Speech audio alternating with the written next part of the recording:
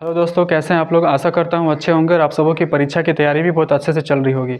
आज हम लोग क्लास 12th में बौद्ध धर्म का इतिहास और सांची स्तूप के बारे में समझने वाले हैं। तो बहुत छोटा सा वीडियो रहने वाला है, लेकिन इसमें इतनी सारी जानकारी जो है आपको एक छोटे से वीडियो में मिल जाएगा, जिससे आप ऑब्जेक्टिव क्वेश्चन में आसानी से 6 से 7 क्वेश्चन आप सही करके आओगे। और मान के चलिए कि आपका यहाँ से क्वेश्चन निश्चिंत है बनेगा। 5 से 7 क्वेश्चन फिक्स है, हर एग्जाम में आप लोगों का आता ही आता है। सबसे पहले देखिए, यहाँ पर हम लोग बात करेंगे जैन धर्म के बारे में। तो जैन धर्म में तीर्थंकर जो थे, किसको कहा जाता है, तो संस्थापक और प्रवर्तकों को ही क्या कहा जाता है, तीर्थंकर कहा जाता है। जैन धर्म में टोटल 24 तीर्थंकर हुए थे, जिसमें से सबसे पहला तीर्थंकर का नाम क्या था, ऋषभ देव था, जिसका जन्म कहाँ हुआ था, अयोध्या के सूर्यवंश में हुआ था। ठीक है। आगे है 23वां तीर्थंकर, जिसका नाम क्या था, पार्श्वनाथ था। उसका जन्म जो है वो काशी, जिसे हम वाराणसी के नाम से जानते हैं, और उन्होंने 4 सिद्धांत को दिया था। क्या दिया था, अहिंसा, सत्य, अस्तेय और अपरिग्रह।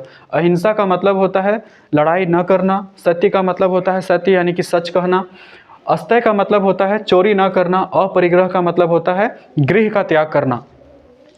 जैन धर्म में कुल 24 तीर्थंकर थे और 24वां तीर्थंकर तथा अंतिम तीर्थंकर का नाम क्या था, भगवान महावीर था। और महावीर बहुत ही इम्पोर्टेंट है जैन धर्म से संबंधित, तो इनको आप ध्यान से समझिएगा। यहाँ बौद्ध धर्म के जैन धर्म के बारे में 24वां तीर्थंकर महावीर के बारे में आपको बताया गया है। जैन धर्म के जो 24वें तीर्थंकर थे, अंतिम तीर्थंकर थे, उनका नाम था महावीर। और उनका जन्म जो हुआ था वो 540 ईसा पूर्व में हुआ था। साथ ही साथ उनका जन्म स्थान कहाँ था, बिहार, वैशाली, कुंडलग्राम। ठीक है, बिहार में वैशाली में कुंडग्राम में हुआ था। उनके माता का नाम क्या था, त्रिशला था। पिता का नाम क्या था, सिद्धार्थ। और किस वर्ण के थे, क्षत्रिय वर्ण के थे। जाति क्या था, ज्ञात्रक था। बचपन का नाम क्या था उनका, वर्धमान था। पत्नी का नाम क्या था, यशोदा। और पुत्री का नाम क्या था, प्रियदर्शना।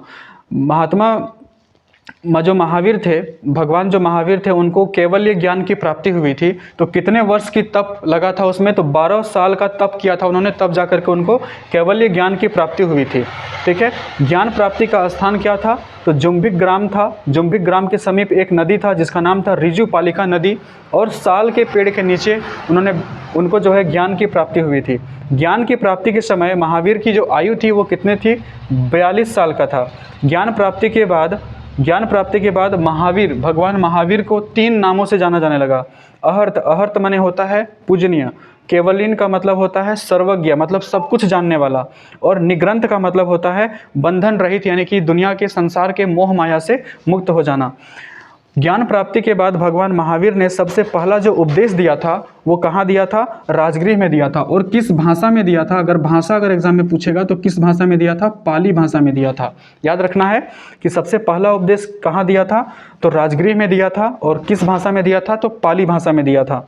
वही हम बात करते हैं इनकी मृत्यु की, है ना। इनका जो मृत्यु हुआ था वो 468 ईसा पूर्व में हुआ था, बिहार के पावापुरी में हुआ था, जो कि किस जिला में है, नालंदा जिला में है। ठीक है, ध्यान रखना है इस चीज़ को भी। कई बार ऑप्शन में पावापुरी न रह करके नालंदा रहता है, तो नालंदा आपको ध्यान से देख के टिक लगाना है।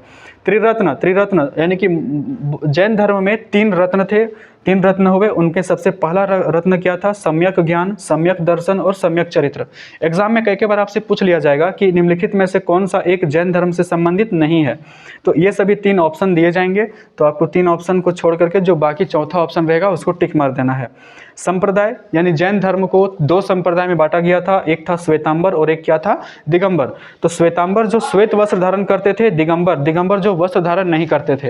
यानी कि श्वेतांबर यानी जो थे वो पार्श्वनाथ थे। पार्श्वनाथ ने कहा था कि पार्श्वनाथ जो थे वस्त्र के बारे में समर्थक में थे, जबकि दिगंबर यानी कि भगवान महावीर वो वस्त्र परिधान के संबंध में उन्होंने मतलब उसके समर्थक वो नहीं थे। आगे हम लोग बात करते हैं कि जैन धर्म के अनुसार कृषि करना और युद्ध करना दोनों का दोनों क्या है, वर्जित है। क्यों वर्जित है, क्योंकि दोनों में क्या होता है, जीवों की मृत्यु होती है। ध्यान रखना है। साथ ही साथ एक इंपॉर्टेंट टॉपिक जो हमारा छूट गया है वो क्या है, जैन धर्म। जैन धर्म में जैन की उत्पत्ति किस शब्द से हुई है, तो जिन शब्द से हुई है।